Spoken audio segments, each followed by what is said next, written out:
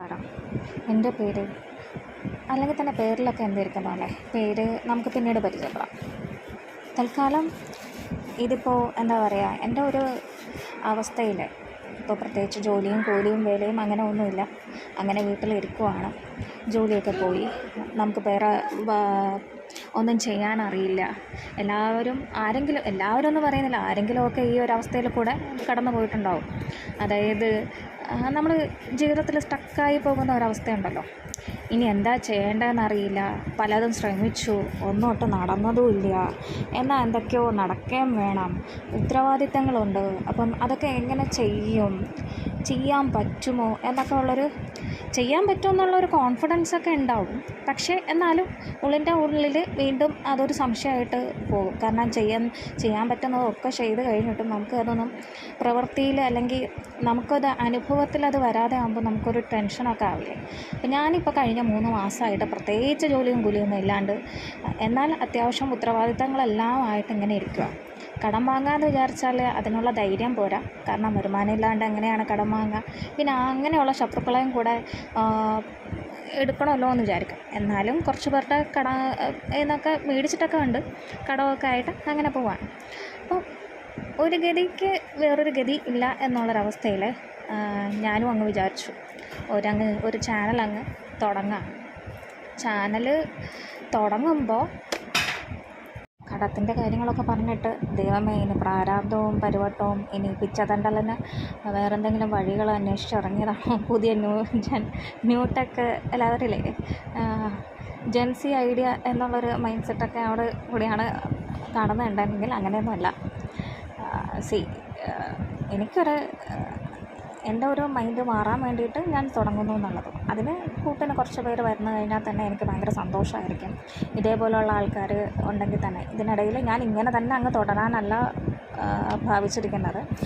ഞാൻ എന്തെങ്കിലും ചെയ്ത് അടുത്ത വഴികൾ കണ്ടെത്തും, എന്തെങ്കിലും ഒരു ജോബ് കണ്ടെത്തും.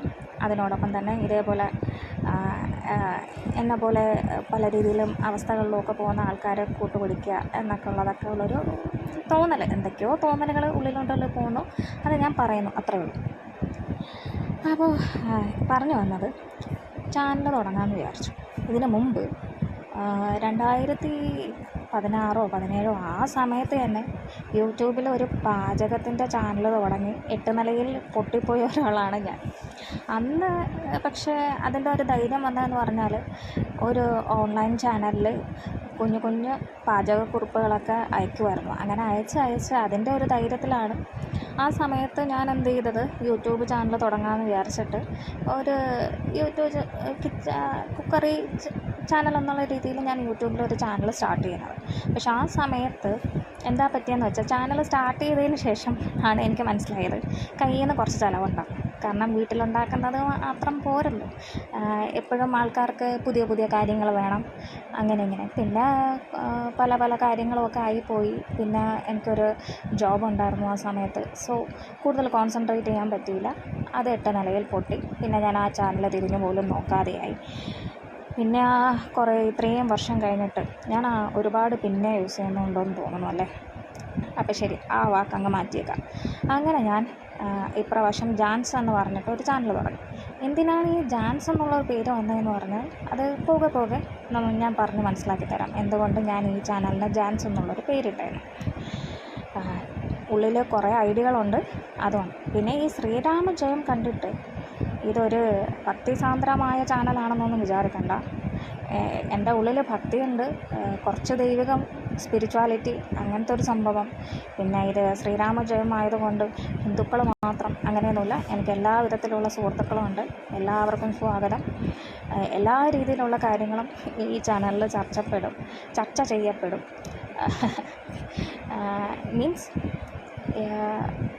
സ്പിരിച്വാലിറ്റി മാത്രമല്ല, കുറച്ച് ബിസിനസ്, കുറച്ച് വീട്ടുകാര്യം, കുറച്ച് കുട്ടിക്കാര്യം, പിന്നെ ആർക്കും ഉപദ്രവമില്ലാത്ത കാര്യങ്ങൾ, എല്ലാവർക്കും നല്ലത് വരുന്ന കാര്യങ്ങൾ, നല്ല വാക്കുകളോടെ നമുക്ക് ചെയ്യാൻ പറ്റുന്ന കാര്യങ്ങൾ, അതൊക്കെ ഉള്ളൂ ഈ ചാനലിൽ. ആരെയെങ്കിലും വിഷമിപ്പിക്കുകയോ അല്ലെങ്കിൽ ക്രിട്ടിസൈസ് ചെയ്യുക അല്ലെങ്കിൽ കുറ്റപ്പെടുത്തുക, അങ്ങനത്തെയൊക്കെയുള്ള കാര്യങ്ങൾ നമുക്ക് മാക്സിമം ഒഴിവാക്കാം എന്നുള്ളൊരു മൈൻഡ് സെറ്റിലാണ് ഞാൻ നിൽക്കുന്നത്. പിന്നെ എനിക്കെന്തെങ്കിലും കുറവുകളുണ്ടെങ്കിൽ തിരുത്തി തരാൻ പറ്റുമെങ്കിൽ അങ്ങനെയൊക്കെ ഉള്ള കാര്യങ്ങൾ ഞാൻ തീർച്ചയായിട്ടും സ്വീകരിക്കുന്നതാണ്. ഇത്രയേ ഉള്ളൂ. ഇതാണ് എൻ്റെ ഫസ്റ്റ് വീഡിയോ. എന്നെ സപ്പോർട്ട് ചെയ്യണം. കണ്ടിട്ട് എന്തെങ്കിലും തോന്നുവാണെങ്കിൽ സബ്സ്ക്രൈബ് ചെയ്യുക. ഓക്കെ. ഓരോ ദിവസം ഓരോരോ കാര്യങ്ങളായിട്ട് ഞാൻ വരുന്നതായിരിക്കും. കർക്കിടക മാസം തുടങ്ങി കുറച്ച് ദിവസമായി. ഞാൻ 1-ാം തീയതി മുതൽ ഓം ശ്രീരാമ ജയം എന്ന് എഴുതാൻ തുടങ്ങി. ആരോ പറഞ്ഞ് കേട്ടിട്ട് എനിക്കും തോന്നി ഒരു ബുക്ക് മൊത്തം എഴുതണം. അങ്ങനെ എഴുതി തുടങ്ങിയതാണ്. ഞാൻ ആദ്യം എഴുതി തുടങ്ങുമ്പോൾ നമ്പർ ഇടുമായിരുന്നു. ഒരു 108 തവണ എഴുതുക എന്നുള്ളൊരു രീതിയിലായിരുന്നു നമ്പർ ഇടുക. പക്ഷേ ശ്രീരാമജയം ശ്രീരാമജയം എന്ന് പറയുന്നതോടൊപ്പം തന്നെ മനസ്സിനകത്ത് പല കാര്യങ്ങളും പല ചിന്തകളൊക്കെ വരാറുണ്ട്. ചിന്തകൾ വന്നിട്ട് അത് അവോയ്ഡ് ചെയ്ത് വീണ്ടും ഫോക്കസൊക്കെ ചെയ്ത് ശ്രീരാമജയം ശ്രീരാമജയം എന്ന് പ്രാർത്ഥിച്ചിട്ട് എഴുതിക്കൊണ്ടിരിക്കുമ്പോൾ നമ്പർ അങ്ങ് 108 എന്നുള്ളത് തെറ്റിപ്പോകും. 108 തവണ, അതായത് 1 2 3 4 5 6 7 8 ഇങ്ങനെ അതുവരെയൊക്കെ കറക്റ്റായിരിക്കും. ഈ 63 കഴിയുമ്പോഴത്തേക്കും, ഈ 63 കഴിഞ്ഞിട്ട് ചിലപ്പോൾ എഴുതുക 66ഉം 68ഉം 69ഉം 70ഉം അങ്ങനെയൊക്കെ ആയിരിക്കും. ചിലപ്പോൾ 74 കഴിഞ്ഞിട്ട് അങ്ങോട്ട് മാറിപ്പോകും. 74-ന് പകരം 74 കഴിഞ്ഞിട്ട് പിന്നെ 79ലേക്ക് ഡയറക്റ്റ് പോയി. എന്ന് വെച്ചാൽ നമ്പർ ഇടുന്നത് നമ്മൾ ശ്രദ്ധിക്കാതെ പോകുന്ന ഒരവസ്ഥയുണ്ട്. അങ്ങനെ ആയപ്പോൾ ഞാനൊരു പിന്നെ എന്ത് ചെയ്തു, നമ്മൾ എഴുതി വരുമ്പോഴത്തേക്ക് എല്ലാ പേജിലും കറക്റ്റ് 108 തവണ എഴുതുമ്പോൾ ഇതാ കണ്ടില്ലേ, 3 കോളം മിച്ചം വരും. അത് വെച്ചിട്ടാണ് നമ്പർ എവിടെയോ തെറ്റി എന്നുള്ളത് മനസ്സിലാക്കുക. അങ്ങനെ ഞാൻ എന്ത് ചെയ്തു, പിന്നീട് നമ്പർ ഇടാണ്ട് ഈ 3 കോളം മാത്രം ഇട്ടാൽ മതിയല്ലോ. അതായത് ഈ 3 കോളം മാത്രം ഇട്ടാൽ മതിയല്ലോ എന്നുള്ള രീതിയിൽ അങ്ങനെ നമ്പർ ഇടാണ്ട് എനിക്കൊരു ഗ്രാഹ്യമുണ്ട്. ഇത്രയും കോളങ്ങൾ എഴുതി കഴിയുമ്പോഴത്തേക്കും 108 ആവുമെന്ന്. നിങ്ങൾക്ക് ആർക്കെങ്കിലും ഇങ്ങനെയൊക്കെ സംഭവിക്കാറുണ്ടോ? ഉണ്ടെങ്കിൽ ഒന്ന് പറയുമോ?